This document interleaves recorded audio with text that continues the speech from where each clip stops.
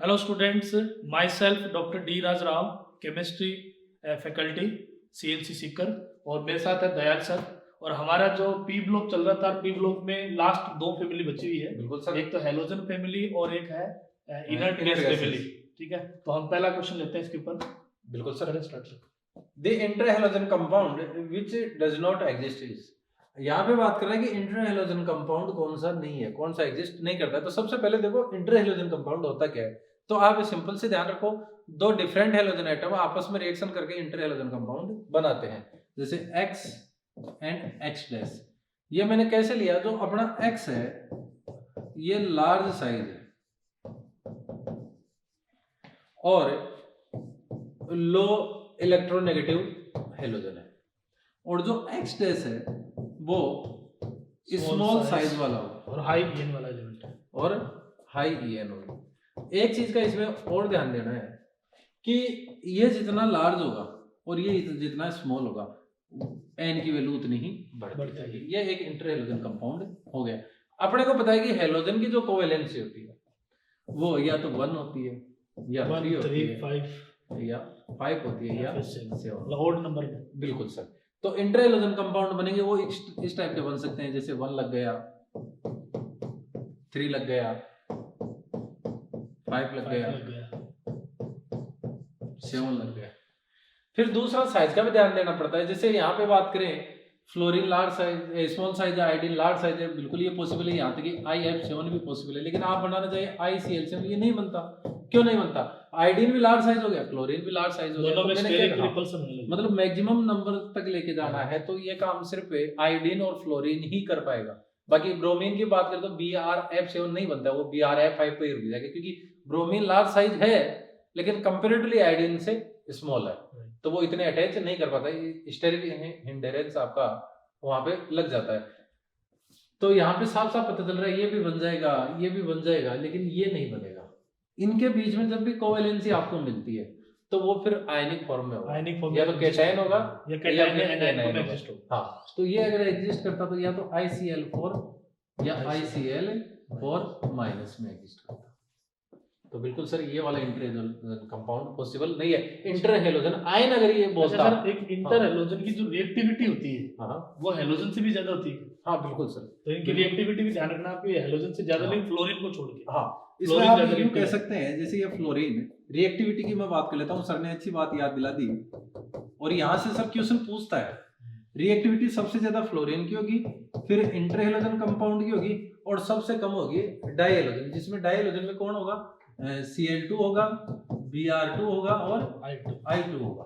देखो इसका रीजन क्या है, डायहैलोजन है, इसके लिए μ हो गया 0, तो ये अपना हो गया नॉन पोलर। इसकी अगर बात करें तो μ नॉट 0, क्यों? मैंने पहले ही बोल दिया कि दोनों का इलेक्ट्रोनेगेटिविटी डिफरेंस है, दोनों डिफरेंट हैलोजन है, तो μ नॉट 0, तो ये क्या हो गया, पोलर, तो इसकी रिएक्टिविटी ज्यादा होगी। अब कहने को तो ये भी नॉन पोलर है, तो नॉन पोलर के हिसाब से तो कम हो जाना चाहिए, लेकिन आपको पता है कि फ्लोरीन में आउटर सेल में 3 लोन पेयर है, 6 इलेक्ट्रॉन है, क्योंकि एक तो बॉन्डिंग कर चुका है। तो स्मॉल साइज की वजह से ये लोन पेयर इसके पास होने से क्या करेंगे, इंटर इलेक्ट्रॉनिक रिपल्सन बहुत ज्यादा हो गया, तो ये बॉन्ड इजी गोइंग ब्रेक हो जाएगा, तो बॉन्ड डिसोसिएशन एनर्जी कम है और हाई इलेक्ट्रोनेगेटिविटी है। इसी वजह से तो फ्लोरीन को अपन सुपर हैलोजन बोलते हैं, क्योंकि इसकी रिएक्टिविटी सबसे ज्यादा होती है। तो बिल्कुल ये सीक्वेंस रहेगा, ये रिएक्टिविटी का सीक्वेंस है जी सर। तो अपना इसमें आंसर तो फोर्थ आ गया था। नेक्स्ट क्वेश्चन पे अपन चलते हैं। देखिए सर, इधर इनकरेक्ट ऑर्डर पूछ रहा है आपको, बिल्कुल आप गलत पूछ रहा है, ठीक है। तो देखिए एसिडिक स्ट्रेंथ पूछ रहा है HF HCl HBr HI, तो ये आपके पास क्या हाइड्रो एसिड आ रहा है, और हाइड्रो एसिड में यहाँ देखिए आपके पास साइज जो है ना आयोडीन का क्या बड़ा है, तो यानी इसकी एसिडिक स्ट्रेंथ क्या होगी, आपकी ज्यादा होगी। यानी ये H और I का जो बॉन्ड है ना, एक तो हमारे पास H और F का बॉन्ड है और एक और H और I का बॉन्ड है, तो ये हमारा बॉन्ड क्या स्ट्रॉन्ग होता है, ये स्ट्रॉन्गेस्ट बॉन्ड है, और ये वाला वीकेस्ट बॉन्ड है। वीकेस्ट बॉन्ड होगा इसका मतलब आयोडीन का साइज बड़ा और ये छोटा, तो बॉन्ड क्या होगा, वीक हो गया, जल्दी टूटेगा, और जो जल्दी H+ देगा तो वो एसिडिक स्ट्रेंथ ज्यादा देगा। तो पहला तो आपका सही है। बिल्कुल, ये चीज आपसे ऑलरेडी हम पहले डिस्कस कर चुके हैं, केमिकल बॉन्डिंग जब आई थी तो मैंने कहा था अगर किसी की थर्मल स्टेबिलिटी आपको समझनी हो तो आप 2 सीरीज बना लो। कैसे? एक तो सीरीज फर्स्ट में कौन आएंगे, having poly atomic A9 like sulphate, phosphate, phosphate, carbonate, carbonate, bicarbonate, borate, azide, superoxide, ये ज्यादा कंफ्यूज करते हैं, पेरोक्साइड, ये भी पॉलीएटॉमिक, मतलब ये मोर देन वन एटम हो और आयनिक फॉर्म में हो। तो ऐसे आयनिक कंपाउंड जो पॉलीएटॉमिक आयन रखते हैं वो सीरीज फर्स्ट वाले हैं। तो इनका जो थर्मल स्टेबिलिटी होता है वो आयनिक पोटेंशियल का इनवर्सली होता है, और आयनिक पोटेंशियल होता है वो चार्ज और साइज का रेशियो है। तो ये चार्ज और ये साइज, तो यहाँ साफ साफ पता चल रहा है थर्मल स्टेबिलिटी साइज के डायरेक्टली प्रोपोर्शनल टू है। कब? जब पॉलीएटॉमिक आयन हो। तो पॉलीएटॉमिक आयन मतलब बड़े हैं, तो ऐसे याद रख लो, बड़ा बड़े के साथ स्टेबल रहेगा, मतलब ये बड़ा है तो बड़ी साइज के साथ स्टेबल रहेगा। ये ट्रिक आपको याद रखने की।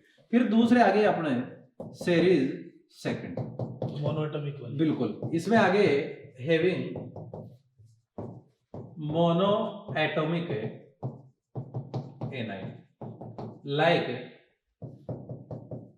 हाइड्राइड, हेलाइड, ऑक्साइड, नाइट्राइड, ये आगे मतलब जिनके आइड लगता है, कहने का मतलब सिर्फ एक एजाइड, पेरोक्साइड और सुपरऑक्साइड को छोड़ दो, बाकी आइड वाले यहाँ पे यहाँ आ गए जो मोनो एटॉमिक एनाइन है। तो इनका जो थर्मल स्टेबिलिटी होता है वो लैटिस एनर्जी के डायरेक्टली प्रोपोर्शनल टू रहेगा। और लैटिस एनर्जी क्या होती है? चार्ज और साइज का, चार्ज अपॉन साइज। तो इसको यूं याद रख लें, छोटा छोटे के साथ स्टेबल रहेगा, क्योंकि ये जितना स्मॉल होगा उतनी थर्मल स्टेबिलिटी ज्यादा होगी। कई जगह आप ऐसा देखोगे कि थर्मल स्टेबिलिटी इनकी बॉन्ड स्ट्रेंथ से समझाई जाती है। तो बॉन्ड स्ट्रेंथ से समझा दो, थर्मल स्टेबिलिटी बॉन्ड स्ट्रेंथ के directly proportional to bond strength है, बॉन्ड लेंथ के इनवर्सली, और बॉन्ड लेंथ साइज के डायरेक्टली। कहने मतलब बॉन्ड ऑर्डर है तो, और एक बॉन्ड स्ट्रेंथ है और एक बॉन्ड एनर्जी है, तो ये तीनों डायरेक्टली प्रोपोर्शनल है। बिल्कुल, तीनों डायरेक्टली प्रोपोर्शनल है। तो ये चीज आपको यहाँ पे ध्यान देनी है। तो थर्मल स्टेबिलिटी यहाँ है। अपन वापस अपने सवाल के पास है, जैसा कि सर ने कहा कि ये बड़ा है तो कम स्टेबल है। सर ने सिंपल सी चीज कही, और कम स्टेबल है तो ये जल्दी से टूट जाएगा और जल्दी एच देगा, और जो एच देता है वही तो एसिड है। तो हमेशा ध्यान रखो, जब भी नॉन मेटेलिक हाइड्राइड की बात करेंगे उनका जो एसिडिक स्ट्रेंथ होगा वो इनवर्सली प्रोपोर्शनल टू होगा थर्मल स्टेबिलिटी। तो यहां से थर्मली कम स्टेबल होगा वो ज्यादा एसिडिक होगा। तो यहां से आ जाओ, अपना एक देखो इसका भी ऑर्डर दिया है थर्मल स्टेबिलिटी, तो देखो साइज बढ़ रही है।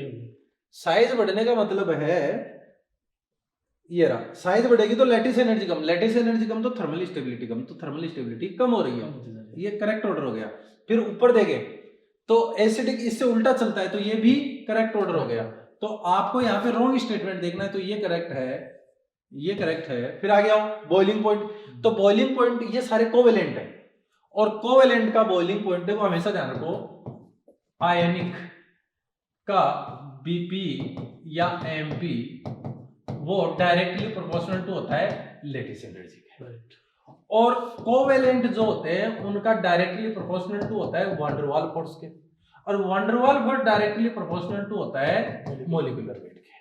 तो आप यहां चलो, हाइड्रोजन सेम है, अब fluorine, chlorine, bromine and iodine.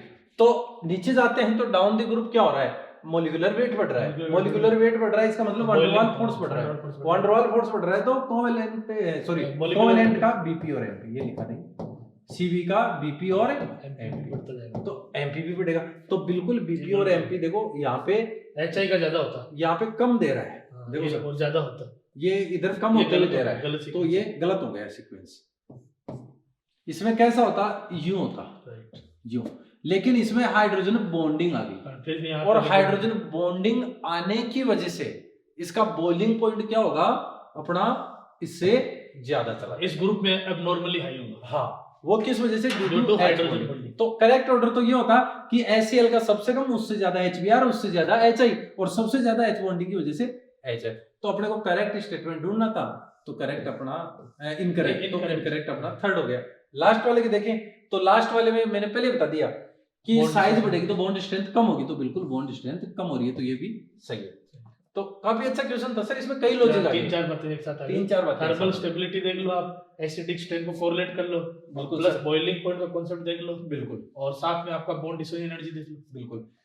खैर मेनली एक चीज का ध्यान रखा, बॉइलिंग पॉइंट डिपेंड करता है सिर्फ लेटिस एनर्जी पे, इधर बॉइलिंग पॉइंट सिर्फ डिपेंड करता है वान डर वाल फोर्स पे, लेकिन जो मेल्टिंग पॉइंट होता है इनके अलावा भी डिपेंड करता है पैकिंग पे। पैकिंग पर अगर पैकिंग ज्यादा हो गई ना हाँ, तो close वहाँ packing मेल्टिंग effective पॉइंट ज्यादा हो राइट, जाएगा। एफसीसी है, बीसीसी है, हाँ। क्लोज पैकिंग भी देखनी पड़ेगी। हाँ। आयनिक सॉलिड। तो मेनली बीपीएमपी के क्वेश्चन कहाँ से पूछते हैं वो एक चीज और डिस्कस कर लेते हैं। इसमें तो अपना आंसर है थर्ड हो गया इनकरेक्ट है।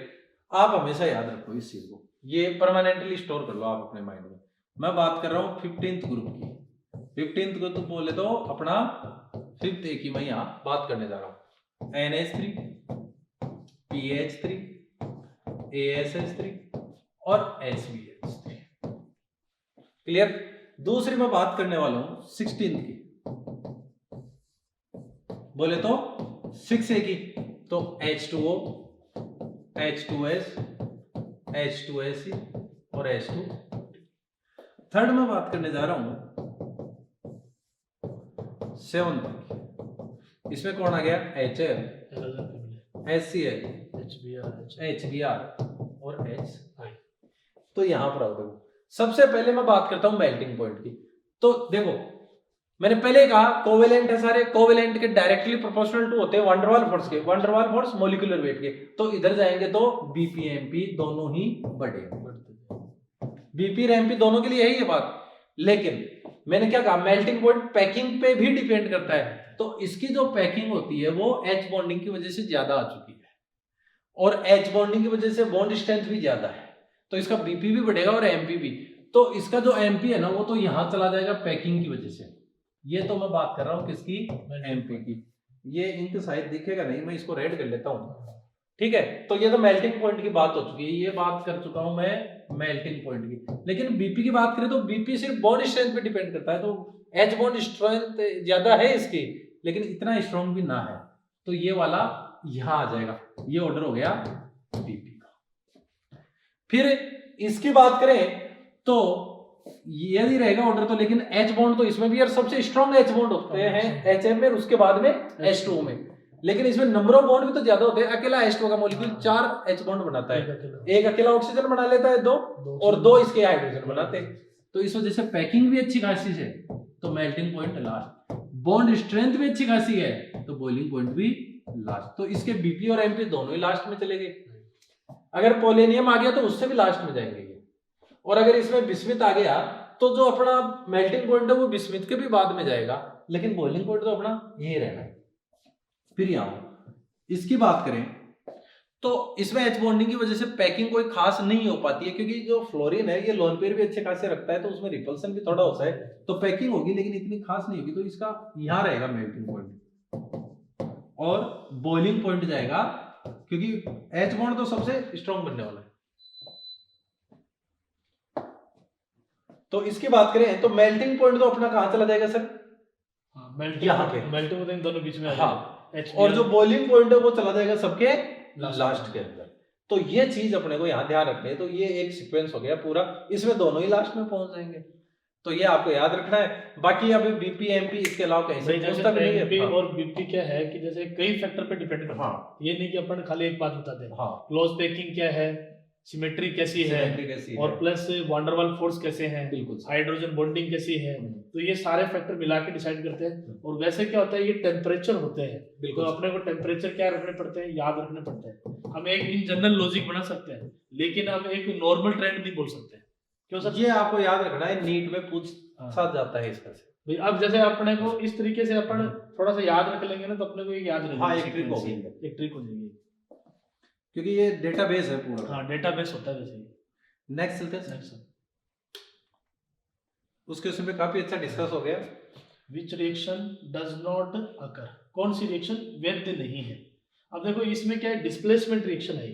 जैसे इलेक्ट्रोकेमिकल सीरीज पढ़ते हो ना आप, जैसे अपन ये कहते हैं कि भी ऊपर वाले मेटल नीचे वाले मेटल को उसके सॉल्ट से डिस्प्लेस कर सकती है। बिल्कुल, मतलब कि नॉन रिएक्टिव लेस रिएक्टिव को डिस्प्लेस करेगा, चाहे वो मेटल हो चाहे नॉन मेटल हो। बस फर्क इतना सा है, अपनी जो ईसीएस है उसमें मोर रिएक्टिव मेटल्स ऊपर है, राइट, और लेस रिएक्टिव इनोट रिडक्शन पोटेंशियल का नेगेटिव ज्यादा होता है। क्योंकि जो आपकी इलेक्ट्रोकेमिकल सीरीज है उसमें एक नॉर्मल सा सेंटेंस है कि उसमें जो मेटल्स और नॉन मेटल्स हैं उनको उनकी SRP के इंक्रीजिंग ऑर्डर में रखा गया है। तो मेटल की तो रिएक्टिविटी की वो कितना अच्छा रिड्यूसिंग एजेंट है इससे है, तो उसकी SRP जितनी कम होगी उतनी ज्यादा वो रिएक्टिव होगी, तो ऊपर की मेटल रिएक्टिव होगी। जबकि नॉन मेटल की रिएक्टिविटी देखी जाती है उनकी ऑक्सीडाइजिंग नेचर के, तो उनके लिए SRP जितना ज्यादा होगा वो उतनी ज्यादा रिएक्टिव होगी। तो नॉन मेटल्स की तो रिएक्टिविटी ECS में नीचे जाने पर इंक्रीज होती है, जबकि मेटल्स की डिक्रीज होती है। नॉन मेटल नीचे वाली ऊपर वाली रिप्लेस करती है। हाँ, नॉन मेटल में ऊपर वाली नीचे वाली करती है जी। तो यही इसमें पूछा गया। तो देखो यहाँ से जैसे कि सर ने कहा, यहाँ आ जाओ पहले तो ये देखो नॉट अकर्स अपने को देखना है।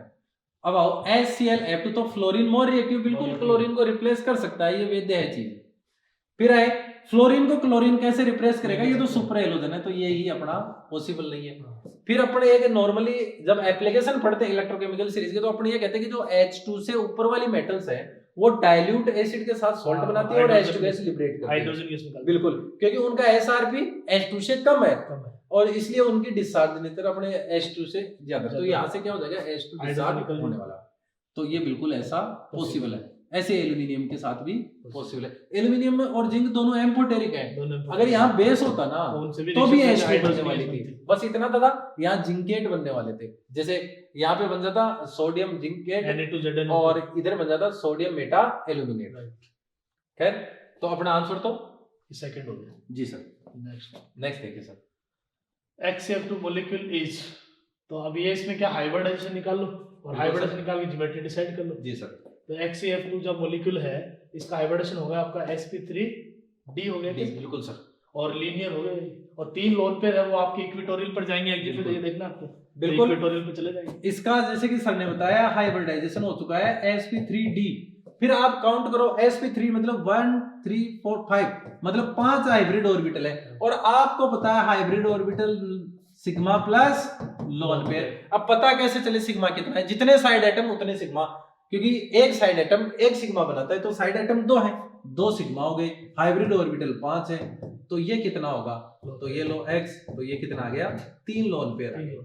अब इसमें क्या होगा, लोन रिपल्सन को कम करने के लिए जो लोन पेयर होते हैं वो इक्विटोरियल पे होते हैं और 120 पे एक दूसरे को बैलेंस करते हैं, इस वजह से ये वापस एक स्ट्रेट लाइन मिल जाएगी, एक लीनियर शेप यहाँ आ जाएगी। तो अपना बिल्कुल सर आपने जैसे कहा फोर्थ आंसर जाएगा। नेक्स्ट कौन सा जीनोन का फ्लोराइड जो है असंभव है, ठीक है। तो अब देखो जीनोन का जो है ना, अपन ये कहते हैं जीनोन के कंपाउंड वैसे तो अपन बनते नहीं है, लेटेस्ट अपन ये करेंगे फ्लोरीन के साथ उससे कंपाउंड देखेंगे इसके। बिल्कुल, जो इनर्ट गैसेज है ना, आप याद रखो इनर्ट गैसेज का आउटर सेल कंप्लीट होता है तो वो कंपाउंड बनाना ही नहीं चाहते, फिर भी अपने क्रिप्टॉन और जीनोन के कुछ एक कंपाउंड फाउंड है, जैसे क्रिप्टॉन का सिर्फ डाइफ्लोराइड फाउंड है, जबकि जीनोन के डाइफ्लोराइड, जीनोन टेट्राफ्लोराइड और जीनोन हेक्साफ्लोराइड फाउंड है। फिर इसके कुछ ऑक्साइड भी, तो जीनोन का ये ऑक्साइड फाउंड है, कुछ ऑक्सोफ्लोराइड है जैसे XeO2F2, XeOF4, तो ये इसके ऑक्सोफ्लोराइड भी कुछ फाउंड है। तो आपको यहाँ ध्यान में ये रखना है कि इनके कंपाउंड ऑक्सीजन और फ्लोरीन के साथ ही क्यों है, क्योंकि आपको पहले पता है इनका ऑक्टेट कंप्लीट है, तो यहाँ एक्साइटेशन हर कोई नहीं करवा सकता, वही करवाएगा जो कैपेबल होगा। तो अपनी हाई इलेक्ट्रोनेगेटिविटी की वजह से ये ज्यादा कैपेबल है, ऑक्सीजन से भी अच्छा अपना यहाँ फ्लोरीन होता है, जबकि डी ब्लॉक में मैक्सिमम ऑक्सीडाइज करने के लिए अपन कहा जाता है कि ऑक्सीजन ज्यादा कैपेबल होता है। तो यहाँ पे ये कंपाउंड हो गए, इसलिए डायरेक्ट इनके ऑक्साइड ना बना के यहाँ से हाइड्रोलाइसिस करवा के फिर ऑक्सोफ्लोराइड और ऑक्साइड बनाए जाते हैं, तो सीधे तो अपन सिर्फ फ्लोराइड बनाते हैं, तो ये एग्जिस्ट करते हैं, इसका सिर्फ डाइफ्लोराइड एग्जिस्ट करता है। क्लियर, तो ये याद रखना है। फिर मैंने पहले कहा 2 4 और ये मैंने 6 है, जैसे 6 ये कोवेलेंसी है। हाँ बिल्कुल सर, जीनोन की कोवेलेंसी 0, अगर एक्साइटेशन नहीं हुआ, एक एक्साइटेशन से वैलेंसी में 2 का एक्सपेंड होता है, तो 2 4 एंड 6 ले भैया 3 वाला नहीं बन पाएगा। ये कब बनेगा आपको पता है, जीनोन फ्लोराइड डोनर भी है और फ्लोराइड एक्सेप्टर भी है। जब भी जीनोन, ये मान लो फ्लोराइड, ठीक है, टेट्राफ्लोराइड, किसी की बात करो कोई सा भी फ्लोराइड हो सकता है जीनोन का, अगर ये 5th के साथ आता है मतलब नॉन मेटल्स के साथ आता है, तो जब भी ये नॉन मेटल के साथ आएगा तो नॉन मेटल के साथ ये हमेशा फ्लोराइड डोनर का काम करेगा। तो यहां क्या बनने वाला है, जीनोन XeF3 प्लस और SbF6 माइनस। लेकिन यही जब मेटल्स के साथ आता है, मेटल्स भी कौन सी, यहाँ एम सिर्फ सोडियम हो सकता है, पोटेशियम हो सकता है, रुबिडियम हो सकता है, सीजियम हो सकता है। Highly reactive metal. हाँ, लिथियम नहीं ले सकते क्योंकि लिथियम फ्लोराइड की लैटिस एनर्जी ज्यादा होने से वो ज्यादा स्टेबल है, तो वो फ्लोराइड डोनर नहीं बन पाता है। तो यहाँ पे, यहाँ जब आएगा तो जीनोन मेटल के साथ आएगा तो ये फ्लोराइड एक्सेप्टर बन जाएगा। तो यहाँ बन जाएगा metal plus xenon XF minus. तो आपको पता है जीनोन जब 3 में आएगा तो प्लस की फॉर्म में आएगा या माइनस की फॉर्म में आएगा, क्योंकि जीनोन F3 बनेगा जब फ्लोराइड डोनर हो जाता है F4, या फिर जीनोन डाइफ्लोराइड फ्लोराइड एक्सेप्टर हो जाता है तो माइनस की फॉर्म में आता है। तो ऐसा जीनोन का फ्लोराइड पॉसिबल नहीं है। हाँ, ये पॉसिबल हो सकता था सिर्फ इस फॉर्म में। ये टाइन एनायन में हो सकता है। बिल्कुल सर, जैसा कि अपन इंटर हैलोजन उसके साथ बात कर रहे उसमें। नेक्स्ट चले सर। नेक्स्ट, बिल्कुल sir. Which following is not correct. बिल्कुल सर, वो नॉट करेक्ट वाला बात आ गई। अब XCO3 has 4 sigma and 4 pi bond. तो देखो जीनोन का जो है ना स्ट्रक्चर इसका बनाओगे ना तो ये इस तरह का स्ट्रक्चर होता है, ये एक लोन पेयर होता है इसमें। बिल्कुल इसका ये sp3 पिरामिडल होता है। बिल्कुल सर। तो इसमें देखो सिग्मा तो 3 ही है आपका, 4 सिग्मा है और पाई बिल्कुल जो सर। अपन पर क्या 3 है, तो ये पहला ही गलत हो गया आपका। बिल्कुल सर, तो यहाँ पे गलत हो चुका है। नेक्स्ट देखिए सर। हाइब्रिडाइजेशन ऑफ जीनोन अपन का XCF4 का sp3d2 है। तो आप वैलेंस शेल में इलेक्ट्रॉन देख लो कितने और 4 ये, तो स्टेरिक रूल से निकालो। अच्छा, इसमें सर नोट करेक्ट पूछा है तो ये गलत हो गया, तो आंसर तो यही हो गया, लेकिन नोट फिर भी देख करेक्ट लेते हैं। तो हाइब्रिडाइजेशन ये sp3d2 ये सही है आपका। तो बिल्कुल ये करेक्ट हो गया। हाइब्रिडाइजेशन आपको निकालना आता है। ये 8 ये हो गए, 4 ये जोड़ दिए। बिल्कुल तो सर, दो को इनको divide केमिकल कर बॉन्डिंग में हाँ पढ़ा हुआ 15 मिनट तक पढ़ाया था यहाँ। स्टेरिक रूल से अपन हाइब्रिडाइजेशन निकालते हैं। और फिर आता है वायु में उत्कृष्ट गैसों में आर्गन सबसे ज्यादा मात्रा में होती है। बिल्कुल सर, ये भी सही है। और liquid helium is used cryogenic liquid. Cryogenic liquid का मीनिंग है कि जैसे ये ठंडक देता है, ये बिल्कुल लिक्विड सर। जो है ठंडक देता है, तो इसका भी अपन यूज कर सकते हैं। और बिल्कुल ये सर्जरी गुब्बारों में भी यूज किया जाता है। क्रायोजेनिक जैसे क्रायोजेनिक जो सर्जरी में सर्जरी जो क्रायोजेनिक ऑपरेटर्स होते हैं सर्जरी उनका में ट्रीटमेंट करना होता है बैक्टीरिया फ्री, तो ये अपना ये क्रायोजेनिक सर्जरी में मतलब जैसे आपको ब्लीडिंग जो होती है ना, हाँ, तो ब्लीडिंग उसको को जैसे रोकने के लिए ये तो ब्लीडिंग नहीं होती। एक हाँ। लेटेस्ट आजकल क्रायोजेनिक सर्जरी चल रही है, बिल्कुल ये तो क्रायोजेनिक ये सर्जरी। अपन काम में ले सकते हैं। बिल्कुल सर, तो अपना आंसर आंसर फर्स्ट हो गया। फर्स्ट हो गया। इन द रिएक्शन है between chlorine and hot concentrate NaOH। खैर ये दो दिए हैं तो कुछ बातें कर लेते हैं क्योंकि काफी इंपॉर्टेंट रिएक्शन अच्छा यहाँ क्वेश्चन है से ये। आते हैं।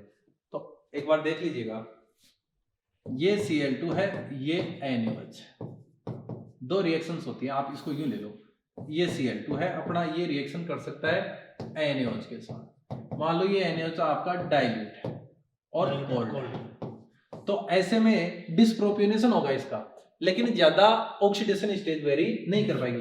तो एक तो बनेगा NaCl और एक बनेगा NaOCl। तो यहाँ ये प्लस में है, ये माइनस में। तो आप यहाँ पे देखो क्लोरीन 0 से माइनस में गया मतलब रिडक्शन हुआ, और 0 से प्लस में गया मतलब ऑक्सीडेशन हुआ, तो इसका डिसप्रोपोर्शन रिएक्शन है। बिल्कुल सर। दूसरा मैं अगर यहाँ पे यही काम थोड़ा सा हॉट एंड कंसंट्रेट और कंसंट्रेटेड से करता है, तो हॉट कंसंट्रेटेड काफी शक्तिशाली है और भी इलेक्ट्रॉन निकाल के फेंक देगा। तो माइनस से ज्यादा तो पॉसिबल नहीं है, -1 होता है इसका। लेकिन यहाँ पे NaClO3 कई जगह इसको आपको NaOClO2 लिखा हुआ मिल जाता है, कंफ्यूज मत होना, एक ही बात है। तो ये हो गया अपना +5 में और ये -1। खैर अपने सवाल के पास चलते हैं अपने वापस। तो पहला कह रहा है कि द ऑक्सीडेशन ऑफ Cl2, तो देखो हॉट कंसंट्रेट दिया है, तो ये वाली कंडीशन +-1 और +5 में जाएगा, तो 0 से +5 में जाएगा, बिल्कुल सही बात है। और 0 to -1 में जाएगा, ये भी सही बात है। तो अपना आंसर कौन सा आ जाएगा? फर्स्ट आ गया। लेकिन आगे और देखो, डिसप्रोपोर्शनेशन हो रहा है क्या? बिल्कुल हो रहा है। तो दोनों तो मतलब बहुत करेक्ट है, बहुत करेक्ट। तो अपना आंसर हो जाएगा थर्ड। तो आप इसका आराम से स्क्रीनशॉट ले सकते हो। नेक्स्ट चलिए सर। हाँ देखो, ये जीनोन का ये जो कंपाउंड था ना, पहला कंपाउंड था, बिल्कुल सर, जो रेड कलर का था, ये डिस्कवर्ड हुआ था। बिल्कुल अब इसमें O2PTF6, अब ये O2 को रिप्लेस करके वहां रखा गया जिनोन। बिल्कुल तो सर, इसका कारण क्या था कि आयनाइजेशन एनर्जी जो थी ना, बिल्कुल। इनकी दोनों के ऑलमोस्ट सेम पाई गई। O2 जो मॉलिक्यूल था, एटम की बात नहीं की है यहाँ, O2 मॉलिक्यूल की, मतलब MOT से देखेंगे इसकी आयनाइजेशन एनर्जी। तो O2 जो मॉलिक्यूल होता है ना, इसकी जो फर्स्ट आयनाइजेशन एनर्जी होती है वो लगभग 1175 किलो जूल पर मोल के समथिंग ये, ठीक। और जिनोन की भी देखें, ये लगभग 1170 किलो जूल पर मोल, Almost तो same, ऑलमोस्ट इनकी सेम Same थी। आएगी। तो उस समय जैसे इसका एक कंपाउंड ज्ञात था PTF6 माइनस है, तो यहीं से इसको देख के जिनोन का भी एक कंपाउंड बनाया था PTF6, ये नेल बर्टलेट ने बनाया था। तो यहाँ से ये फर्स्ट कंपाउंड है इनर्ट गैसेस का जो पहला बनना कंपाउंड शुरू था हुआ जिससे था। डिस्कवरी हुई थी। बिल्कुल सर। तो जिनोन के साथ ये बनाया गया था, हालांकि ये एग्जिस्ट जो करता है वो P2F11 उस फॉर्म में ये एग्जिस्ट करता है, जिनोन फ्लोराइड F लगा के वो। तो यहाँ पे अपन बात करें तो इसका रीजन जैसे कि सर ने बताया, क्यों सर? राइट, तो अपना आंसर थर्ड हो गया। अच्छा, इसमें क्या ऑक्सीडेशन का भी एक क्वेश्चन पूछा था। O2 होता है ना, इसका हाफ होता है ऑक्सीडेशन, तो हाफ इंटू अपन 2 कर लेंगे तो यहाँ 1 आ जाएगा आपका जी, और ये 6, और इसके कारण पीटी का कितना होगा, +5 आएगा। +5। जबकि नॉर्मली अब नॉर्मली ना प्लेटिनियम ये शो नहीं करता है, जी। लेकिन इस कंपाउंड में शो कर रहा है। नेक्स्ट चलते हैं। नेक्स्ट, अच्छा क्वेश्चन है। करेक्ट स्टेटमेंट पूछ रहा है आपको। बिल्कुल, which of the following is correct. इस बार करेक्ट की बात कर ली, चलो देख लेते हैं। तो ये तो अपन डिस्कस कर चुके हैं। बिल्कुल sir, F2 has higher dissociation energy than C2, गलत बात है भाई। दोनों के पास 3-3 लोन पेयर हैं माना, लेकिन ये लार्ज साइज है तो लोन पेयर ज्यादा, डिफ्यूजन दूर पड़े, कोई दिक्कत नहीं, रिपल्सन कम है, पास में यहाँ रिपल्सन ज्यादा है, तो इसका बॉन्ड डिसोसिएशन एनर्जी कम होता है। याद रख लो ये F2Cl2 Br2 और I2 साइज के इनवर्सली चलती है बॉन्ड डिसोसिएशन एनर्जी यूं, लेकिन ये अबनॉर्मली यूं। फ्लोरीन की गड़बड़ होती है। एटीएमटी पूछा हुआ है ये ये। आया क्वेश्चन। तो यह वाला स्टेटमेंट अपना इनकरेक्ट हो गया। फिर इलेक्ट्रॉन एफिनिटी की बात करें तो देखो, फ्लोरीन के 2p में 5 इलेक्ट्रॉन पड़े, मैं सिर्फ 2p का बना रहा हूँ। 2p में कितने इलेक्ट्रॉन है? 5। आउटर सेल में तो और भी है, एस वाले भी आगे, आउटर सेल में तो 7 है, लेकिन मैं तो 2p की बात करता हूँ। इसके 2p में कितने इलेक्ट्रॉन है? 5 इलेक्ट्रॉन है। ध्यान से सुनना, अगर इसके वैलेंस इलेक्ट्रॉन बनाता तो मैं 7 बनाता, मैं वो नहीं बना रहा, मतलब 2p वाले इलेक्ट्रॉन, सिर्फ मैं 2p के इलेक्ट्रॉन लिख रहा हूँ। तो 2p में एडिशनल इलेक्ट्रॉन कहाँ एंटर होने वाला है? 2p में। 2p स्मॉल साइज पहले से 5 इलेक्ट्रॉन रख रहा है, इस वजह से एडिशनल इलेक्ट्रॉन के लिए हाईली रिपल्सन देगा, तो ये आसानी से नहीं जुड़ता है, तो कम एनर्जी रिलीज होगी। जबकि क्लोरीन अपना वही 5 इलेक्ट्रॉन रख रहा है, ये फिर वैलेंस इलेक्ट्रॉन नहीं है, मैं सिर्फ इस बार 3p की बात कर रहा हूँ, 3p वाले लिखे मैंने। तो 3p आ गया, थोड़ी लार्ज साइज है, ये लार्ज साइज है तो रिपल्सन तो लगाएगा, लेकिन कंपैरेटिवली इसके कम रिपल्सन लगेगा, क्योंकि इसमें additional electron enter in small size 2p orbital है, so more electron inter electronic repulsion for additional electron. लेकिन यहाँ क्या हो रहा है? Electrons enter in large size 3p orbital है। अच्छा सर, आप ये कहना चाहते हो कि इसमें तो इलेक्ट्रॉन इजीली जुड़ जाएगा, हाँ, और इसमें थोड़ा डिफिकल्टी से जुड़। बिल्कुल, उसका रीजन मैंने इनको बता दिया कि ऐसा क्यों हो रहा है। तो यहाँ फास्टली जुड़ रहा है तो एनर्जी ज्यादा निकलेगी, जबकि यहाँ तो उल्टा बोल गया सर पूरा ही। तो इससे अपने क्लोरीन की सबसे ज्यादा होती है इलेक्ट्रॉन। हाँ बिल्कुल, पूरी पेरियोडिक टेबल में ही पीरियोडिक टेबल में भी याद रखना होता है कि क्लोरीन की सबसे ज्यादा होती है, और अब इलेक्ट्रोनेगेटिविटी फ्लोरीन की ज्यादा होती है। हाँ बिल्कुल बिल्कुल, एफिनिटी क्लोरीन की ज्यादा होती है। ये दोनों अलग अलग चीजें हैं। ज्यादा। इलेक्ट्रॉन एफिनिटी तो आपका फ्री आइसोलेटेड एटम के लिए देखा जाता है, जबकि इलेक्ट्रॉन एक्टिविटी तो बॉन्ड की नेचर है, जब तक बॉन्ड होगा नहीं तब तक वो आएगी नहीं, बॉन्डिंग केस में डिफाइन। हाँ बिल्कुल, इलेक्ट्रॉन एक्टिविटी आप याद रख सकते हैं, ability to attract share electron, साझे के इलेक्ट्रॉनों को अपनी ओर खींचने की जो ताकत है। यहाँ पे देखिए सर, HCl और HF की बात करें तो अपन पहले ही कर चुके हैं ये बात, बॉन्ड की बात। बॉन्ड वीक कौन सा? इसका बॉन्ड स्ट्रांग होता है, इसका बॉन्ड वीक होता है, तो ये जल्दी देगा H+। तो एसिडिक ये हो गया ना, एसिड क्या है? जो जल्दी H दे, तो इसका मतलब ये भी बात सही नहीं है। बॉइलिंग पॉइंट इंक्रीज, बिल्कुल इंक्रीज होता है। हाँ, हालांकि एक्सेप्शन है कि HF हाइड्रोजन बॉन्डिंग के बाद में वो हो जाता है, लेकिन एक जनरली बात, ये तो हेलोजन की बात कर रहा है, तो generally halogen van der Waals force बढ़ रहा है। हाँ बिल्कुल, हाइड्रोजन हेलोजन की बात नहीं, सिर्फ हेलोजन की ही बात की है। बिल्कुल सर ने कहा मॉलिक्यूलर वेट तो F2Cl2 Br2 और I2 तो वंडरवाल फोर्स देख लो, क्योंकि कोवेलेंट है ये सारे, तो नीचे की तरफ चलेंगे तो मॉलिक्यूलर वेट बढ़ रहा है, तो वंडरवाल फोर्स बढ़ रहा है, तो बॉइलिंग पॉइंट बढ़ता भी है, दोनों ही बढ़ेंगे। तो ये लास्ट वाला स्टेटमेंट एक करेक्ट है सर। ये भी आपका स्टेटमेंट है, क्या पूछा आपको, करेक्ट पूछा, Correct. चौथा हो गया।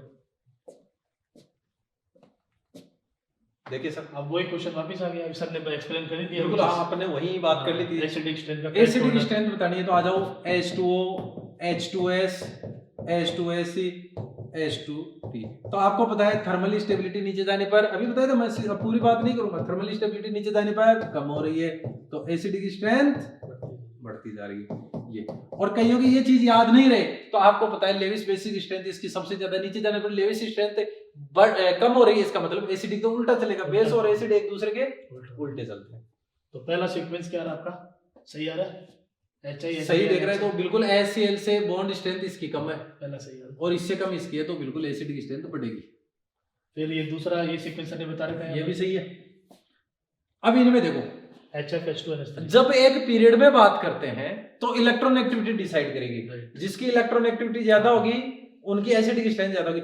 नॉन मेटेलिक हाइड्राइड में जो एसिडिक स्ट्रेंथ होती है वो अलोंग टू पीरियड, तो इलेक्ट्रॉन एक्टिविटी से देखो, down the group bond length से देखो, तो बॉन्ड लेंथ बढ़ी तो एसिडिक स्ट्रेंथ बढ़ी, बॉन्ड लेंथ बढ़ी एसिडिक स्ट्रेंथ बढ़ी। अब आ गया पीरियड, पीरियड में इलेक्ट्रॉन एक्टिविटी बढ़ी, इसकी 3, इसकी 3.5, इसकी 4.0, इलेक्ट्रॉन एक्टिविटी बढ़ी, तो एसिडिक स्ट्रेंथ भी कहने को सर ये कहना चाहते हैं कि जैसे एक आवर्त में जा रहे हैं, एक वर्ग में जा रहे हैं, हाँ, मतलब एक ग्रुप में जा रहे हैं, वर्ग में जाते हैं तो बॉन्ड लेंथ के प्रोपोर्शनल टू, वहां तो साइज देख लेंगे, हाँ, मतलब बॉन्ड लेंथ है साइज, हाँ, तो वहां पर तो साइज इंपॉर्टेंट हो गया, हाँ, और एक आवर्त में अपन बात करें तो साइज से ज्यादा इलेक्ट्रोनेगेटिविटी इंपॉर्टेंट ज्यादा इंपॉर्टेंट, उस पर ध्यान रखना। मतलब जब सेल चेंज नहीं होता है ना, तो इलेक्ट्रॉन एक्टिविटी इंपॉर्टेंट है, और सेल चेंज हो जाए तो वहां पर फिर साइज इंपॉर्टेंट है, तो सभी करेक्ट हो गए, तो अपना आंसर सही, चौथा रहेगा।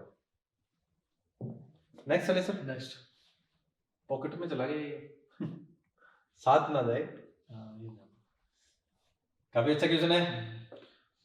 फ्रॉम द फॉलोइंग इंफॉर्मेशन, कुछ इंफॉर्मेशन अपने को दी है, पहले तो इनकी रिएक्शन करवा रहा है, तो y पूछ रहा है y क्या है, तो एक x की H2SO4 से तो y बन रहा है, y एक कलरलेस और इरिटेटिंग गैस है, तो आपको पता है इसकी किसी के साथ रिएक्शन होगी तो कलरलेस और इरिटेटिंग गैस SO2, तो ये कब निकलेगी, तो इसके एक काम करें, सल्फेट के साथ रिएक्शन अपन करवा देते हैं, तो कोई भी सल्फाइड ले लिया, जैसे मान लो सोडियम सल्फाइड में यहाँ ले लेता हूँ, या जिंक सल्फाइड भी मैं यहाँ पे ले सकता हूँ, तो H2SO4 से रिएक्शन होगी, तो यहाँ पे क्या होगा, ये सल्फेट में बदल जाएगा, क्योंकि ये डिहाइड्रेजिंग एजेंट के साथ अपना ऑक्सीडाइजिंग एजेंट का भी काम करता है, तो SO2 बनेगी और H2O बनेगी, तो अपनी ये तो हो गई Y गैस, और अपना X हो गया SO3 माइनस 2, ये सल्फाइड आयन अपना X हो गया, तो अपना आंसर तो ये आ चुका है, लेकिन आगे और दे रखा है देखो, क्योंकि अगर यहां से पता नहीं चले SO2 निकल रही है, तो ये रिएक्शन बता देगी कि SO2 निकल रही है, इसकी रिएक्शन करवा दे किसके साथ, SO2 के साथ, Y के साथ रिएक्शन करवा रहा है, तो देखो क्या बनने वाला है, तो ग्रीन कलर, ग्रीन, ये जब आपका क्रोमियम +3 में जाता है तो जाएगा, और इसका मतलब ये आपका क्या है, ऑक्सीडाइजिंग एजेंट है, तो ऑक्सीडेशन कर देगा इसको, SO2 को बदल देगा सल्फेट में, या फिर 4 लगा दिया, या तो सल्फेट में बदल देगा या बदल देगा SO3 में, तो यहां जो कंपाउंड बनने वाला है वो बन जाएगा Cr2SO4, जो ग्रीन कलर का कंपाउंड है। अब इसमें ये बात होती है साथ में K2SO4, सर अब ये कहना चाहते हैं कि जैसे SO2 ने ये रिड्यूसिंग एजेंट का काम किया है, बिल्कुल सर, यहाँ पे ये रिड्यूसिंग एजेंट है और अपना ये ऑक्सीडाइजिंग, तो जैसे कोई भी एलिमेंट है ना अपने मैक्सिमम ऑक्सीडेशन स्टेट में है तो वो ऑक्सीडाइजिंग की तरह काम करेगा जी सर, और मिनिमम में है वो रिड्यूसिंग की तरह काम करेगा, हाँ, और बीच में है तो दोनों का काम, दोनों SO2 दोनों का काम कर सकता है। +6 में चला गया, इसका मतलब तो रिड्यूसिंग है, और अगर +2 में या फिर 0 में या -2 में आ गया तो ये अपना फिर ऑक्सीडाइजिंग। नेक्स्ट सर, अब ये क्वेश्चन वापस वही बिल्कुल इससे रिलेटेड अपन सारी बात कर चुके हैं, हैलोजन अम्लों के गुणों में कौन सा गलत है, तो पहला देखो एसिडिक स्ट्रेंथ का सीक्वेंस, ये क्या गलत, ये ही गलत हो गया, क्योंकि बॉन्ड स्ट्रेंथ इधर, थर्मल स्टेबिलिटी इधर कम होती है तो एसिडिक स्ट्रेंथ बढ़ती है, तो ये इनकरेक्ट है, और अपने को इनकरेक्ट ही ढूंढना था, तो यही आ गया। फिर रिड्यूसिंग स्ट्रेंथ, तो अपन ने कहा था रिड्यूसिंग स्ट्रेंथ थर्मल स्टेबिलिटी से उल्टा चलती है, तो इधर थर्मल स्टेबिलिटी बड़ी तो कम है, थर्मल स्टेबिलिटी कम हो रही है, तो रिड्यूसिंग स्ट्रेंथ बढ़ रही है, तो ये करेक्ट हो गया। बॉन्ड लेंथ बिल्कुल, साइज बढ़ती है तो बॉन्ड लेंथ बढ़ेगा। थर्मल स्टेबिलिटी आपको बताएगा कि इधर जा रहे हैं साइज बढ़ती है, साइज बढ़ती है तो थर्मल स्टेबिलिटी कम होती है, तो ये भी सही ऑर्डर है। तो अपना इनकरेक्ट पूछा था तो इनकरेक्ट पहला हो गया। जी सर। नेक्स्ट ये रिएक्शन अपन पहले डिस्कस कर चुके हैं, वो एक साथ अपन ने डिस्कस कर लिया। NaClO3 और NaOCl, बिल्कुल, यहाँ NaOCl बनने वाला है, यहाँ NaClO3 बनने वाला है, तो NaOCl NaClO3 अपना आंसर हो जाएगा फोर्थ। यहाँ बड़ा ध्यान रखना है सर, ए और बी पूछा है, कई बार बी ए पूछ लेता है, नीचे का सीक्वेंस में गड़बड़, तो ये थोड़ा सा पढ़ने में सिली मिस्टेक हो जाती है। सही बोला sir. The halogen that most readily reduce each, ये पूछ रहा है, यानी देखो सबसे ज्यादा इजीली रिड्यूस हो जाता है। बिल्कुल, इसका मतलब वो उतना अच्छा ऑक्सीडाइजिंग है, तो वो फ्लोरीन। तो सुपर हैलोजन कौन है? सुपर हैलोजन फ्लोरीन पहला हो गया। नेक्स्ट, क्लोरीन के निर्माण के लिए डेकन प्रकरण में कैटलिस्ट पूछ रहा है, तो ये कैटलिस्ट आपको क्या करना पड़ता है, याद रखना पड़ेगा। ये तो CuCl2 होता है, तो ये बिल्कुल डेकन मेथड अपन पहले क्लोरीन फॉर्मेशन होता है। हाँ।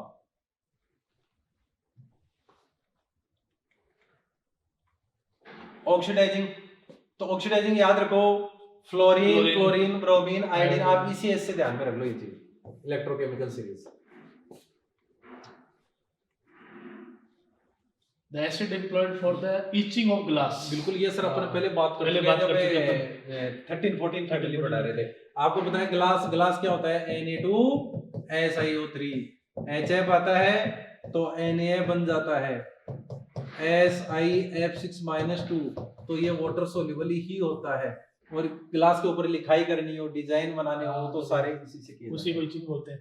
तो जैसे मान लो कोई ग्लास है और उसके ऊपर अपन क्या करते हैं, वो वैक्स डाल करके एक पर्टिकुलर शेप बनाते हैं। ये भी अपन ने वही बात की थी, concentrate HCl plus concentrate HNO3, एक भाग HCl 3 भाग HNO3, कंफ्यूज हो जाते हैं, तो 1 से 1 ले लिया, 3 से 3 ले लिया, 1:3। नेक्स्ट चलिए सर, तो HF आंसर हो गया। बॉइलिंग पॉइंट पाउडर, ये भी बात अपन ने बिल्कुल वो एक साथ ही अपन ने कर ली थी। बॉइलिंग पॉइंट HF का ज्यादा होगा, सबसे ज्यादा फिर HI आएगा। एस यहाँ पे अपने क्या होता है, पहले हाइड्रोजन बॉन्डिंग आएगी सर। बिल्कुल सर, तो अपना ऑर्डर यहाँ पे देखा, ये रहा, HF का सबसे ज्यादा हो गया, फिर HI, फिर HBr, HCl, वो मैंने लिखवा दिया था एक साथ, तो पहला ही हो गया। पॉलीहैलाइड जो कौन सा है जो अपने पास ज्ञात नहीं है, देखो इसको ध्यान रखो, ये पॉसिबल नहीं है, उसका रीजन मैं बता देता हूँ आपको। इनमें देखो अगर इस फॉर्म में आते तो इनका हाइब्रिडाइजेशन हो जाएगा आपका sp3d, और यहाँ पे देखो कैसे होता है, ये क्लोरीन जैसे, फिर इसके 3 लोन पेयर हो गए, फिर एक क्लोरीन ये हो गया, तो देखो अब देखो इसके पास 7 थे तो 3 तो लोन पेयर में आ गए, 6 एक से कोवेलेंट, तो अब इसके पास जो वेकेंट डी है ना, उसमें ये आके अपना लोन पेयर देता है, और इसके पास वेकेंट डी होता ही नहीं है, इसलिए F3 माइनस पॉसिबल नहीं। काफी अच्छा क्वेश्चन है सर, बहुत अच्छा क्वेश्चन, ये पीएमटी पूछा भाई। वेकेंट ऑर्बिटल का लॉजिक सर ने बताया, हाँ, तो बहुत अच्छा लॉजिक है, ध्यान रखना आपको। Electron affinity of noble gas, देखो इलेक्ट्रॉन एफिनिटी का मीनिंग तो सर अपन जानते हैं कि इलेक्ट्रॉन लेने की टेंडेंसी, हाँ, ये तो स्टेबल होते हैं, रिलेटिव दूर से नहीं होती। इनमें बस ये ध्यान रखना है, एफिनिटी पूछे तो 0 और इलेक्ट्रॉन गेन एंथैल्पी पूछे तो पॉजिटिव, तब पॉजिटिव, ये बड़ा लोचा है, एंडोथर्मिक प्रोसेस होगा, हाँ, तो इसमें तो बोलना है कि 0 है, एच अपने को देखना पड़ेगा, हाँ, अगर आपको ये पूछता है तो 0 है, लेकिन डेल्टा EGH मतलब इलेक्ट्रॉन गेन एंथैल्पी, तो वो अपन बोलेंगे पॉजिटिव। इलेक्ट्रॉन गेन करने की टेंडेंसी इनकी क्या है जी, है ना, और एक एफिनिटी क्या है, एफिनिटी 0 मानी जाएंगे, delta electron gain enthalpy positive है, मतलब एंडोथर्मिक होगा। बिल्कुल sir. Which of following is planar, बिल्कुल सर, ये तो हाइब्रिडाइजेशन का क्वेश्चन है, जैसे ये sp3d2 हो गया, d2 हो गया, तो ये लो जीनोन साहब, ये फ्लोरीन फ्लोरीन फ्लोरीन और ये फ्लोरीन, और ये लोन पेयर आ गया, और एक ये लोन पेयर आ गया, लोन पेयर एक दूसरे को 180 पे बैलेंस कर गए, इसलिए एक ही प्लेन में रहेगी चारों फ्लोरीन, तो ये प्लेन हो जाएगी। इसकी देखें तो ये तो पॉसिबल ही ना है, और फिर भी अगर बनाते हो तो sp3 है और टेट्राहेड्रल बनेगा तो फिर आ गया हो ये, तो यहाँ पे आपको पता है sp3d2 आ गया, तो यहाँ पे डबल बॉन्ड से जैसे ऑक्सीजन आई तो स्क्वायर पिरामिडल हो गया ये, तो ये लोन पेयर इसको थोड़ा दबा भी देता है, तो प्लेनर तो कुछ बचता ही नहीं इसमें। फिर इसकी बात करें तो sp3d हाइब्रिडाइजेशन है, तो xenon double bond o f अब आप हो गए इसे कैसे, तो हाई इलेक्ट्रोनेगेटिव एटम में एक्सियल पोजीशन पे जुड़ते हैं, तो ये लोन पेयर आ गया। तो आपको पता है के शेप, जिसको सीसा शेप या हिंदी में कहे तो डेकुली शेप, या इसको पाई शेप इसको बोलते हैं, काफी नाम है सबसे ज्यादा, जैसे डिस्टोर्टेड टेट्राहेड्रल इसको काफी ज्यादा नाम है इसके, पाई है, डेकुली। हाँ, तो अपना यहाँ पे प्लेनर कौन सा हो गया, फर्स्ट। जी सर, बिल्कुल सर। हाइपो जो है यूज होता है फोटोग्राफी में, बिल्कुल सर, वो अपने पास अपने बोल सकते हैं कि ये जो क्या होता है कि एक तो होता है आपका Na2S2O3, हाँ बिल्कुल सर, और साथ में उसमें AgBr मिला देते हैं, बिल्कुल, तो वो एक वाटर सोल्यूबल कॉम्प्लेक्स बना लेते हैं। बिल्कुल, जैसे कि सर कह रहे हैं AgBr हो गया, Na2S2O3 हो गया, तो हाइपो सॉल्यूशन में क्या होगा, ये Ag के साथ कॉम्प्लेक्स बना लेगा H2O3 2। अब आपको पता है ये तो +1 में होता है, तो वो बैलेंसिंग करके देख लेना, Na3 आ जाएगा, साथ में NaBr, ये वाटर सोल्यूबल एक कॉम्प्लेक्स हो गया। मतलब कि जो फिल्म होती है नेगेटिव जिसको आप बोलते हो, वहां पे इमेज को फिक्सेशन करने के लिए, नेगेटिव को पॉजिटिव में कन्वर्ट करना, हाँ, स्थिर करने के लिए, फिक्स करने के लिए, इमेज को स्थिर करने के लिए अपने को जरूरत पड़ती है। Convert undecompose AgBr in the soluble complex, ये रहा। बिल्कुल, ये इसको अनडिकम्पोज तो इसलिए कहा जाता है कि कोऑर्डिनेट स्पेस में जो आता है वो टूटता नहीं है, और वाटर सोल्यूबल कॉम्प्लेक्स ये होता है। तो अपना आंसर हो गया। नेक्स्ट सॉल्यूशन, कौन सा जिनोन का यौगिक जो है I3 के समान लोन पेयर रखता है? अभी सर Cl3 की बनाई थी अपन ने, लोन पेयर अपन ने कहा, वैसे I3 का हो जाएगा I1 2 3 लोन पेयर हो गए, फिर इधर आयोडीन और इधर I-। अब सेंट्रल एटम के पूछता है तो 3 है, अगर पूरे मॉलिक्यूल के पूछता है 3, तो ये हो गए। इसके बाद में यहां पर आओ, इसने एक लोन पेयर तो इधर की तरफ दे दिया, फिर भी इसके पास 3 तो बच गए, क्योंकि नेगेटिव से एक और लिया, क्योंकि 7 थे इसके पास, एक नेगेटिव मतलब 8 थे, 8 में से 2 दे चुका है, 6 इलेक्ट्रॉन है, 6/2, तो 3 लोन पेयर इसके पास है, 3 इसके पास है, 9 हो गए, ठीक है। लेकिन यहाँ पे सेंटर एटम से ही कंपेयर आपका यहाँ पे करवा रहा है। खैर इसके पास तो कोई लोन पेयर ही नहीं होगा सेंट्रल एटम के पास, अगर इसकी स्ट्रक्चर जैसा ये कह रहा है बनाने पे आएंगे, इसके पास 2 लोन पेयर होते हैं sp3d2। कैसे पता चला, d2 का मतलब 3 2 5 1 6, 6 सिग्मा चाहिए, सिग्मा कितने 4, तो 6 - 4 कितना आ गया 2, इसके पास लोन पेयर कितने हैं 2, इसका मतलब अभी भी इसके पास इक्वल नहीं है, क्योंकि इसके पास लोन पेयर कितने हैं 3, इसके पास लोन पेयर कितना है 0।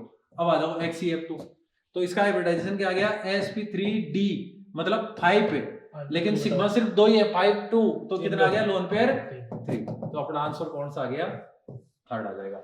इसके पास देखें तो आपको पता है sp3 मतलब 4 सिग्मा चाहिए, लेकिन है 3, 4 - 3 एक लोन पेयर, इसके पास लोन पेयर। अच्छा इसमें अपन यदि पेरिफेरल को भी देखें, दोनों तीनों मिला के देखें तो भी 9 आ रहा है। हाँ वैसे भी देखें तो तभी बैठ जाएगा मतलब। हाँ, बाकी हालांकि जब मॉलिक्यूल में पूछता है तो वो लिखता है बाकायदा कि मॉलिक्यूल के पास, जैसे मान लो मॉलिक्यूल की बात पूछे तब तो तीनों को निकाल लेंगे। हाँ, और ये सेंटर में, वो सेंटर हाँ, अगर कुछ ना दे तो वो सेंटर की ही बात कर रहा है, मॉलिक्यूल का तो देगा तो पूछेगा तो देगा, बाकी कुछ ना दे तो सेंटर का निकालना है, सेंटर का दे तो सेंटर का निकालना है। जैसे अपन बात करते हैं रिड्यूसिंग स्ट्रेंथ समझाते हैं, कुछ भी नहीं दिया हो तो अपन एक्वस मीडियम मान लेते हैं, जनरल अपन कुछ नहीं देता है, एक्वस मीडियम मानते हैं, लेकिन अगर वही मीडियम गैसेज दे देते तो आंसर पूरे उल्टे बाउंड कर देता तो बात अलग है। बिल्कुल सर, जैसे अपन कहते हैं कि मैक्सिमम जो सबसे गुड रिड्यूसिंग एजेंट है वो गैसेज मीडियम में सीजीएम है, क्योंकि उसकी आयनाइजेशन एनर्जी कम है, लेकिन एक्वस मीडियम में तो आयनाइजेशन एनर्जी के अलावा लेटिस एनर्जी का भी तो अपना वहां लिथियम स्ट्रांग रिड्यूसिंग एजेंट हो जाता है। Next sir, clathrate compound. देखो ये बात शायद अपन कर चुके हैं, जब भी कोई ऑर्गेनिक सब्सटेंस बनते हैं तो उनके बीच में एक कैविटी आ जाती है। जैसे ये ऑर्गेनिक सब्सटेंस है आपका, और तो ये अपन बात करते हैं मेटानाइट्रोफिनोल, क्लियर सर। अब ऐसे ही दूसरा आएगा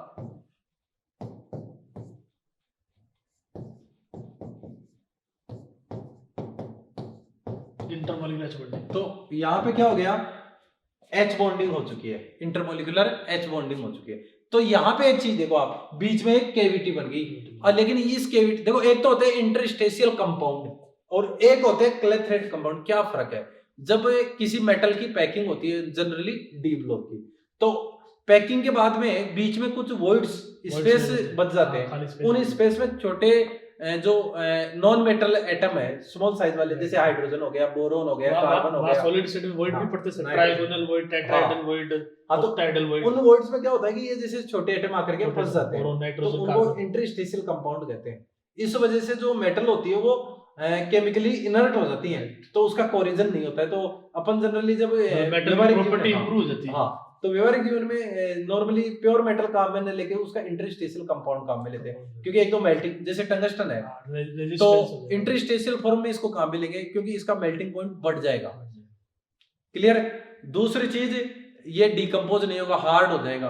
तीसरी, केमिकली इनर्ट हो जाएगा, कंडक्टिविटी वो फिजिकल प्रॉपर्टी इंप्रूव हो जाती है। हाँ, सबसे बड़ी चीज है कि कंडक्टेंस, तो कंडक्टेंस ना बढ़ती है ना कम होती है, तो इससे पे कोई फर्क पड़ने वाला नहीं।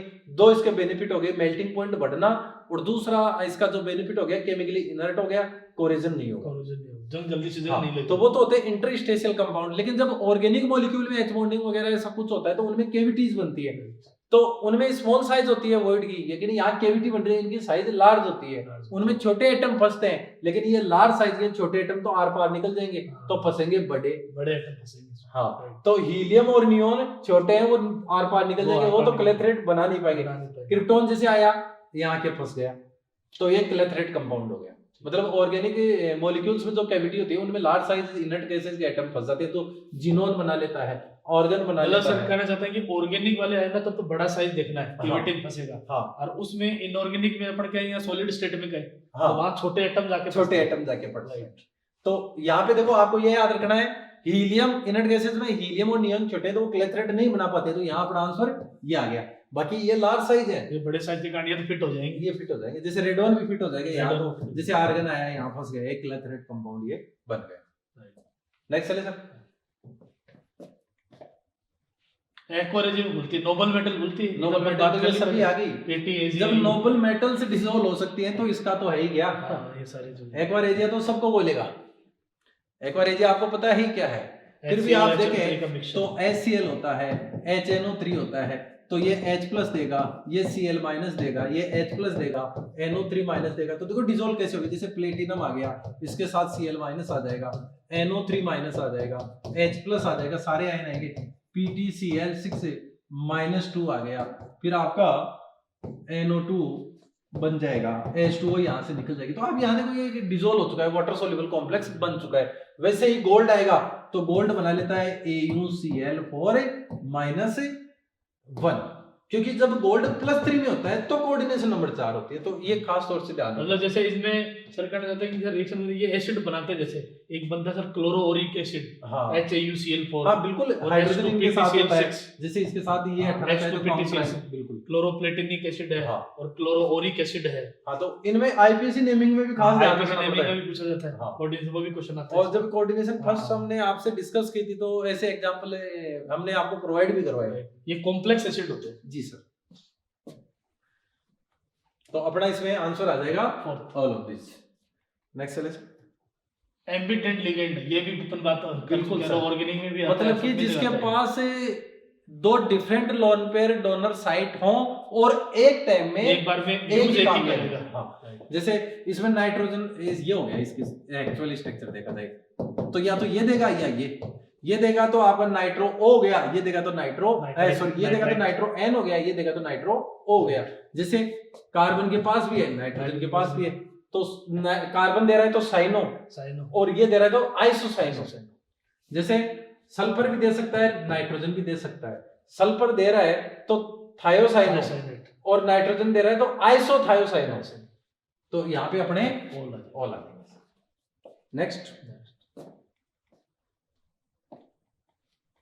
होम सिग्नल पूछ रहा है आपको, बिल्कुल ये एप्लीकेशन बेस्ड क्वेश्चन है, याद रखना है, तो ये काम में आएगा। इसका रीजन क्या है आपको पता है, जब इसको एक्चुअली होता क्या है कि जैसे अपने पानी में शिप है, कोई फंस गया किसी रीजन की वजह से, अब वहां आपको सिग्नल भेजना है, हेल्प चाहिए होती है, तो चलो वायरलेस से आपने बुला तो लिया, लेकिन आप किस लोकेशन पे हो वो कैसे ट्रेस हो, तो उसके लिए होम सिग्नल काम में लिए जाते हैं। मतलब कि जैसे मूवी वगैरह में देखा होगा कि एक स्मोक सा निकलता है पानी में कुछ फेंकते ही, तो ये होते हैं, इनको जैसे पानी में फेंकेंगे, मतलब आरबी भी यूज करते हैं। हाँ, जैसे इसको पानी में फेंका कैल्शियम, तो HOH मिलेगा, इनका हाइड्रोलाइसिस हो जाएगा, तो ये कैल्शियम हाइड्रोक्साइड बनाएगा, साथ में इथाइन यहाँ पे बनने वाली है, तो ये भी आपकी कैसी होती है, पानी में जाते कैच फायर, आग पकड़ लेती है ये मोर रिएक्टिव होने से। इसी प्रकार ये भी PH3 बनाएगा, तो ये भी जाते पानी में आग पकड़ने लगती है, तो वहां पे खूब ज्यादा स्मोक वहां पे बनने वाला है, तो पता चल जाता है। तो इसको मतलब सर इसको जहाज में रखते हैं, हाँ, और जैसे कोई खतरा होगा तो इसको पानी में फेंक देंगे। जैसे वो कोई एक ऐसे पाइप सी होती है, ये उसको खोल के और फिर उसको पानी में थ्रो कर देते हैं, तो इससे एक बढ़िया इंडिकेशन मिल जाता है जी, ताकि शत्रु से बचा जा सकते हैं। हाँ, तभी जब हेल्प एनिमी का एक इंडिकेशन है। जैसे अपन टाइटेनियम का कोलाइडन सॉल्यूशन बना करके किसी के ओट में, वो कहते हैं ना स्मोक ग्रेनेड, आजकल के छोरे PUBG खेलते हैं, उनको पता है स्मोक ग्रेनेड क्या होता है। The active constitute of bleaching powder is, आपको पता है ब्लीचिंग पाउडर में जो हाइपोक्लोराइड फॉर्म होती है, जिसमें क्लोरीन प्लस फॉर्म में होता है ना, जहां पे क्लोरीन +1 में आ गया वो एज ए ब्लीचिंग एजेंट काम कर सकता है। तो एक्टिव कॉम्प्लेक्स में देखो क्या होता है, लिखने को तो अपन यू लिखते हैं इसको, लेकिन इसको एक्चुअल क्या होता है, कैल्शियम OCl है, और ये आपका Cl, हालांकि ऐसा बनाना गलत होता है क्योंकि ये इसके साथ आयनिक बॉन्ड होता है, तो ऐसे जुड़ता नहीं है, लेकिन समझने के लिए मैंने इसको ऐसा बना दिया। ये +2 में है, ये -2 में है, -1 में है, ये -2 में है, ये +1 में।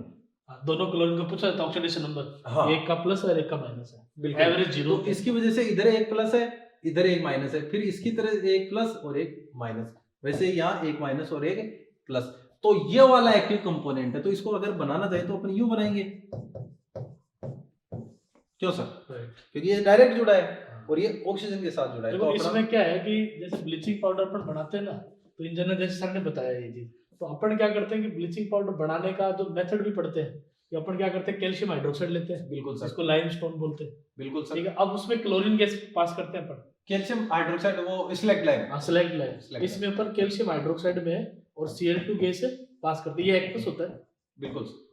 अब इसमें ये जब रिएक्शन कराते हैं ना, तो अपने पास क्या बनता है, एक तो CaCl2 बनता है और एक बनता है CaOCl। अब ये जो अपन लिखते हैं ना CaOCl2, बिल्कुल। अब इनको अपन दोनों मिला के जब सिंपलेस्ट फॉर्म लिखते हैं ना, हाँ, तो ये बन जाता है, तो लिखने में ऐसे लिखा जाता है, लेकिन एक्चुअली इसका सही कंपोजिशन ये हो गया। तो रियल में ये दोनों का मिक्सचर जो होता है वो ब्लीचिंग पाउडर होता है, बिल्कुल सर।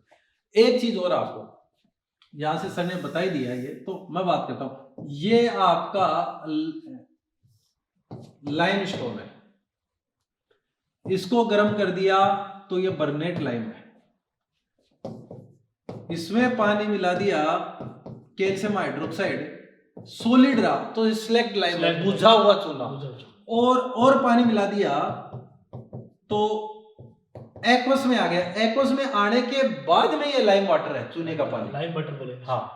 और तो इसको पानी में मिलाना वही व्हाइट वॉश होता है, इसको व्हाइट वॉश बोलते हैं, कि जैसे इसको पानी में मिलाएंगे तो ये दूधिया कलर, एक क्विक लाइम हो गया ये, हाँ, बिना बुझा चूना, ये बुझा हुआ चूना, हाँ। तो ये क्विक लाइम हो गया, ये स्लैग लाइम हो गया, ये लाइम वाटर हो गया, और ये अपना लाइम। सर आपने इसको बिना बुझा चूना कहा और मतलब पानी डाल के बुझा दिया मैंने, इसलिए बुझा हुआ हो गया, तो बुझा हुआ हो गया।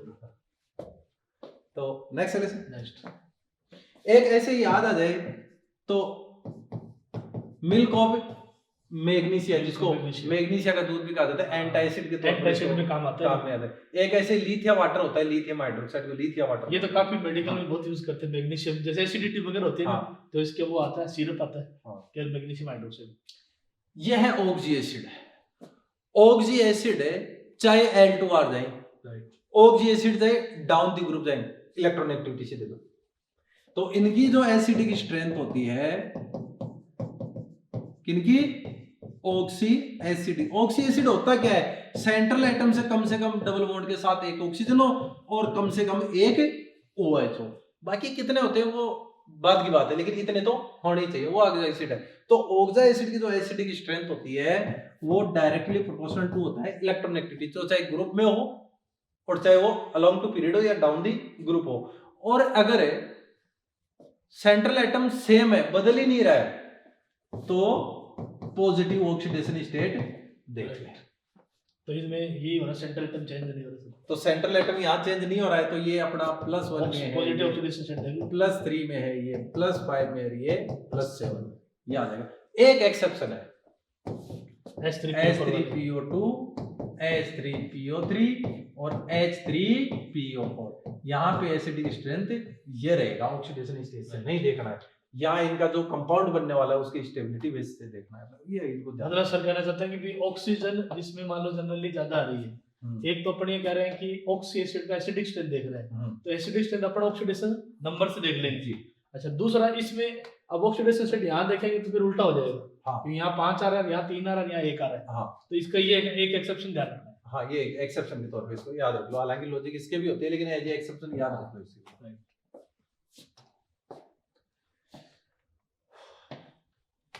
SO2 कैन रिड्यूस, SO2 किसको रिड्यूस कर सकता है? तो SO2 देखो, HClO3 को HCl में Cr2O से ये रहा, कहने का मतलब ऑक्सीडेशन कम में लेके जा रहा है, जाएगा। हाँ, तो ये तो, इसमें कम में जा रहा है सर। हाँ, 6-3 में जा रहा है भाई, रिड्यूस कर देगा, इसका रिडक्शन कर दिया इसे। हाँ, और खुद ऑक्सीडाइज हो जाएगा, सब में ज्यादा कम में जा रहा है, यहाँ पर भी 5 जा रहा है आपका। हाँ, एक और ये चीज अपन देख, हाँ ये भी हो गया, इसका भी हो गया, बिल्कुल बिल्कुल ये हो गया और ये भी आ गया, सारे आ गए बिल्कुल। तो इसमें ऑल ऑफ दीस आ जाएगा। ये रिएक्शन तो अपन देख भी चुके हैं ग्रीन कलर का, हालांकि इसमें कई जगह पिंक कलर या कलरलेस भी इसको लिखा होता है क्योंकि लाइट पिंक यहाँ मिल जाएगा, केमिनोफोकस पिंक कलर है और वो इसमें जाते हैं फिर कलरलेस हो जाएगा। नहीं, केमिनोफोर पर्पल कलर और इसके लिए कई जगह पिंक लिख दिया जाता है लेकिन ये एक्चुअली वैसे कलरलेस होता है। तो ये बातें हो गई HClO3 का HCl में, तो SO2 अपना दोनों ही काम करता है, ऑक्सीडाइजिंग और ये 3 जैसे ये +5 से इसको -5, तो यहाँ पे ऑल ऑफ दीज अपना आंसर हो जाएगा। लास्ट क्वेश्चन देखते हैं सर। ClO3 का मतलब मिक्स एनहाइड्रेट किसका मिक्स एनहाइड्रेट? तो देखो हमेशा ध्यान रखो, +1 +3 +5 +7, अगर कोई एनहाइड्रेट आपका इस फॉर्म में है तो ये वाला तो बना देगा हाइपोस, ये बना देगा अस, ये बना देगा इक और ये बना देगा परिक। लेकिन जैसे मान लो कोई +6 का एनहाइड्रेट है तो वो 2 प्रकार के एसिड बनाएगा, ऐसे भी और ऐसे भी। अगर ये है +4 में कोई एनहाइड्रेट तो ये भी बनाएगा और ये भी बनाएगा, और इसके पास ऑप्शन है ये वहां भी जा सकता है, ठीक है। तो यहाँ पे अपन बात करें ये +6 का है, तो +5 क्यों ऑक्सी एसिड बनाएगा और +7 का बनाएगा, तो अपना यहाँ पे 5 और +7 अपना आंसर है सेकंड। तो काफी अच्छा क्वेश्चन था ये सर। अच्छा सर, इसमें ये जो एसिड होते हैं क्लोरीन के, इनमें ऑक्सीडाइजिंग जो नेचर है, अपन जनरली देखते हैं कि कई जगह तो ये होता है कि ऑक्सीजन ज्यादा होती है तो ऑक्सीडाइजिंग ज्यादा होती है, लेकिन इसमें क्या होता है HCl का ज्यादा होता है जी, कि बॉन्ड लेंथ से देखते हैं इसमें। हाँ, इसमें वो जल्दी टूट जाता है जी, HCl जो होता है ना, ये टूट जाता है HCl और +O में चला जाता है, ये अनस्टेबल होता है। अब बिल्कुल जैसे जैसे ऑक्सीजन बढ़ रही है इसमें नंबर ऑफ रेजोनेटिक स्ट्रक्चर बढ़ रही है, इस वजह से वो एक्स्ट्रा स्टेबिलिटी, जबकि अपन जैसे H3PO4 है, H3PO3 है, तो उनमें ऑक्सीजन के अकॉर्डिंग देख लेते हैं, लेकिन इसमें थोड़ा सा उल्टा है क्योंकि इसमें जैसे HClO बॉन्ड ऑर्डर यहाँ का देखो, फिर HClO2, तो आगे बॉन्ड ऑर्डर भी बढ़ रहा है, तो बॉन्ड लेंथ अपने को इसमें देखना पड़ेगा। पर क्लोरीन के जो भी ऑक्सी एसिड है इनको अपन देखेंगे बॉन्ड लेंथ से जी, ऑक्सीडाइजिंग नेचर देखने तो ये हमारा कंप्लीट होता है। बिल्कुल। तो पी ब्लॉक में अपना पूरा ऑलमोस्ट कवर हो चुका है। कुछ एक चीज होती है वो आप वर्बली थोड़ा ध्यान में रख लो, क्वेश्चन से इंक्लूड और भी हो सकते हैं, जैसे अपन जिनोन के फ्लोराइडों का हाइड्रोलाइसिस से रिलेटेड क्वेश्चन इसमें नहीं डाल पाए, तो क्योंकि क्वेश्चन अपने को लिमिटेड डालने थे, वीडियो भी अपने को छोटा बनाना होता है, लेंथ वीडियो देखा भी नहीं जाता है, तो अपने एक तो ये ध्यान रखो जैसे जिनोन डाइफ्लोराइड, जिनोन टेट्राफ्लोराइड, इनका अगर कंप्लीट हाइड्रोलाइसिस करोगे तो यहाँ पर एक रेडॉक्स रिएक्शन होने वाली है, और अगर जिनोन डाइफ्लोराइड टेट्राफ्लोराइड का पार्शियल हाइड्रोलाइसिस करोगे तो कोई रेडॉक्स रिएक्शन नहीं है। ऐसे ही जिनोन हेक्साफ्लोराइड का चाहे कंप्लीट करो चाहे पार्शियल हाइड्रोलाइसिस करो, वहां पर कोई रेडॉक्स रिएक्शन नहीं है। दूसरी चीज, जब भी HOH के साथ रिएक्शन होती है तो एक तो फ्लोरीन और एक जिनोन का डाइफ्लोराइड और एक जिनोन का टेट्राफ्लोराइड, ये H2O से O2 निकाल सकते हैं। बाकी किसी कंपाउंड में एलिमेंट में इतनी हिम्मत नहीं कि H2O से O2 निकाल ले। ये अपन ने हाइड्रोलाइसिस वाला पार्ट छोड़ा। तो आपको ये याद रखना है, एक तो फ्लोरीन, एक जिनोन डाइफ्लोराइड और एक जिनोन टेट्राफ्लोराइड, ये पानी से भी O2 निकाल सकते हैं, Right. बाकी और कोई कंपाउंड ऐसा नहीं कर सकता। मतलब फ्लोरीन तो है बहुत ही स्ट्रॉन्ग ऑक्सीडाइजिंग हाँ, एजेंट है, तो वो तो वाटर को भी नहीं छोड़ेगा, हाँ मतलब उसकी ऑक्सीजन तोड़ेगा। निकाल ही देगा, ये तोड़ेगा Right, उसको। तोड़ेगा उसको। तो ये हमने नेक्स्ट देखो सर ने बताया कि हमने कवर करने की कोशिश की। अब अगला जो हमारा डी हो रहा है ब्लॉक में हम हाँ करते हैं। बिल्कुल। Okay student, thank you. Okay thank you.